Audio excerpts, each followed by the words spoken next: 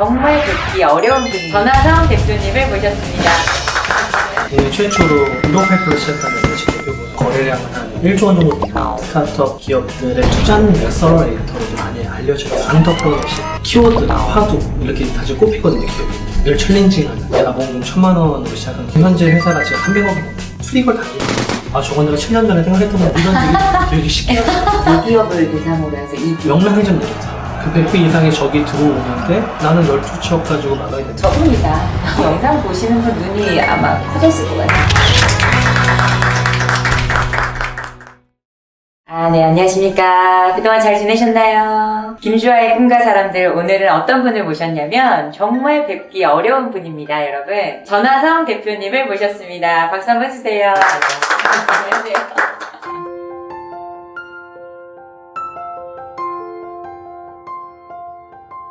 소개 좀 해주시겠어요? 네, 저희 회사는 2003년에 설립이 됐습니다.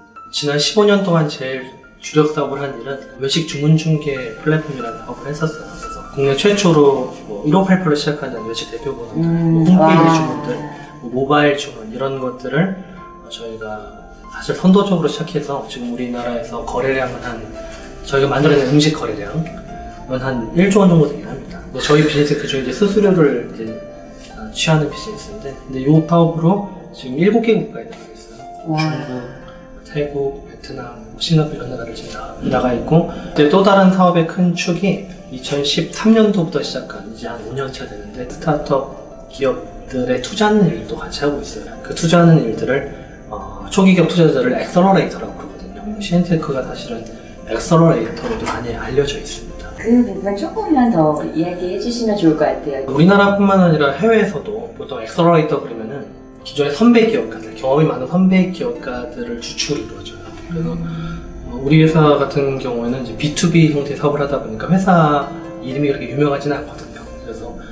그래서 이제 그냥 선배 기업가인 제 이름을 따서 전하성의 어드벤처라는 프로그램을 2013년에 시작을 했습니다. 전하성의 어드벤처 11기를 이제 모집을 했어요. 그래서 11기까지 모집된 스타트업 기업들을 다 합하면은 200개가 넘습니다. 근데 이제 그 중에 저희가 다 투자를 하는 건 아니고 프로그램을 이수하면서 이제 좋은 기업가 저점을 가지고 있는 또 좋은 솔루션을 가지고 있는 기업들을 선별해서 투자하죠. 그래서 투자한 기업이 지금 한 50개 정도 됩니다. 와. 네. 그럼 저 그거 궁금해요, 대표님. 어떤 사람한테 내가 투자해야겠다 이런 생각이 오시는지 네. 그게 참 궁금해요. 사람 보시는 기준이 있나요? 아무래도 스타트업도 기업이잖아요. 그러니까 기업 자체를 보통 보긴 해야 돼요. 그래서 일반적인 얘기로 투자자들한테 어떻게 투자하세요 물어보게 되면은 거의 시장의 문제를 제대로 정의를 했는지를 보고 거기에 경쟁력이 있는 솔루션을 만들었는지를 본다라고 얘기를 하는데, 사실 그 이전에 가장 중요한 게 창업한 기업가를 많이 봅니다. 저희도 보면은 최근에 기업 하나를 엑시트를 했거든요. 초기 4년 만에 이제 저희가 엑시트를 하나 했는데 되게 성공적인 기업이죠. 저희가 초기 투자했었을 때는 정말 작은 기업, 자본금 1,000만 원으로 시작한 기업이었었는데 지금 현재 회사 가치가 300억이 넘습니다. 와, 네, 그러니까 얼마 만에요? 기간이? 4년 만이죠. 우리가 굉장히 좋은 사례로 꼽히죠. 저희의 실적 중에 하나로 꼽히는데 이 기업 같은 경우에도 사업 모델을 한 2번 바꿨어요.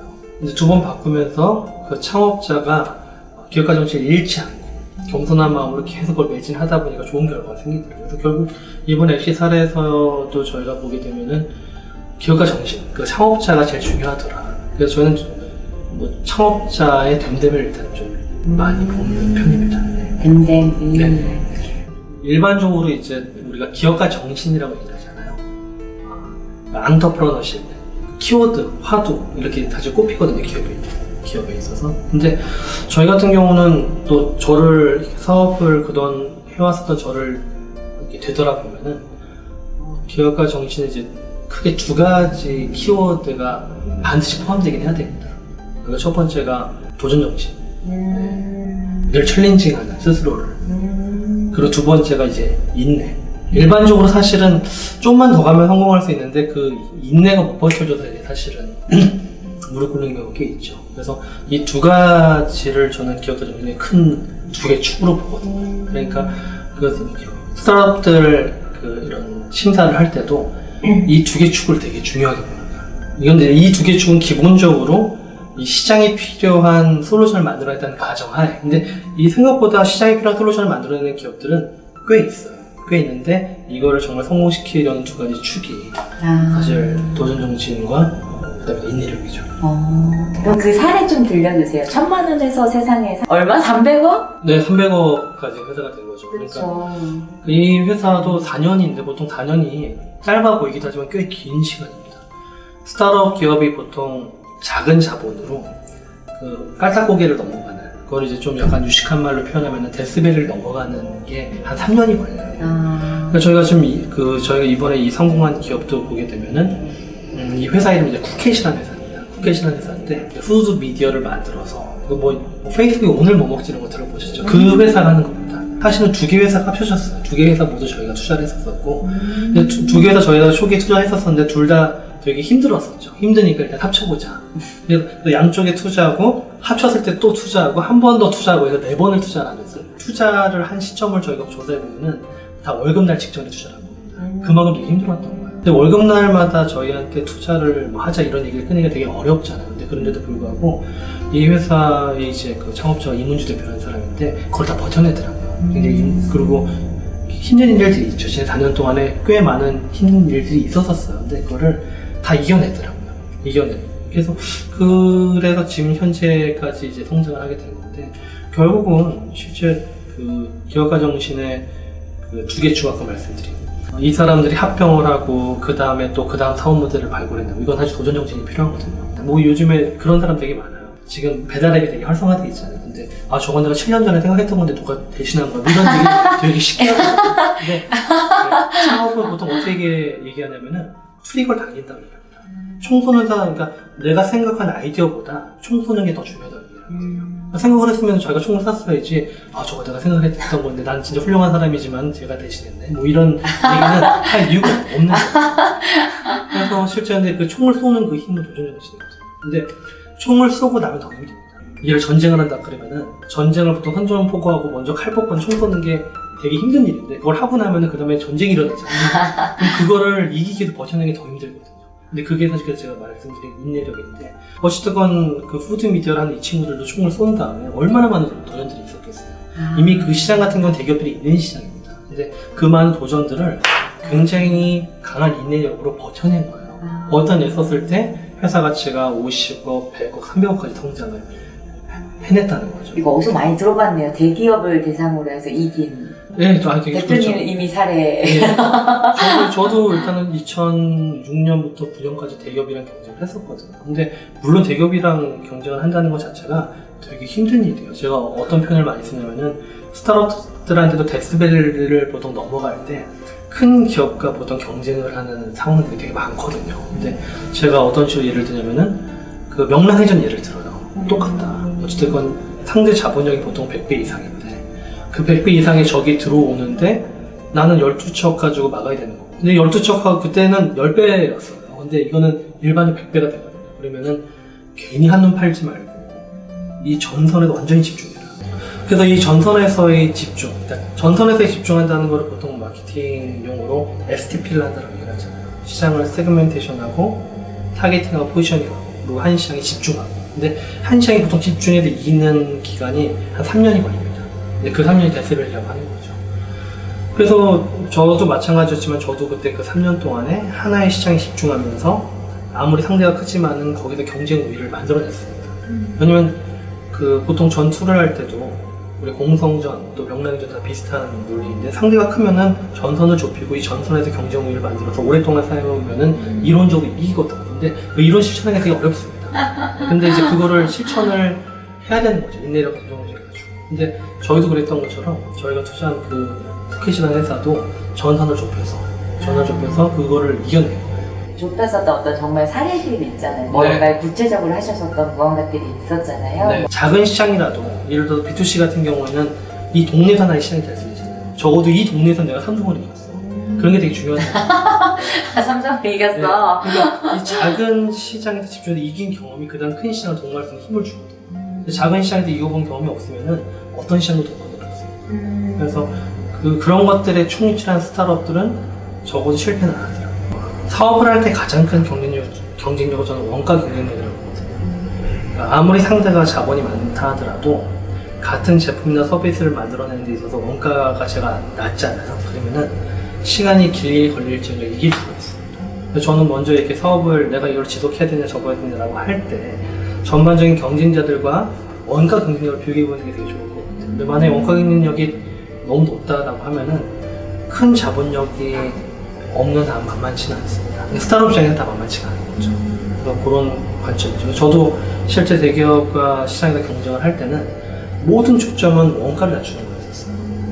저도 전산을 전공해서 과연 그 원가를 낮추기 위해서 저희 같은 콜센터 서비스 중에 주문 전화와 주문 외전화, 컴플레인 전화를 구분을 해야 하게 되면 아무래도 좀 더 생산성이 높아지거든요. 그런 걸로 구분한다는 솔루션이라든지, 그 다음에 전화량을 예측을 해서 예측된 전화량만큼 시간표를 자동화시킨다든지, 또 내부적으로 그러니까 동기부여를 할 수 있는 그러한 동기부여 프로그램을 만든다든지, 그러니까 이 사소한 하나가 모여서 원가 경쟁력을 보통 만들어냅니다.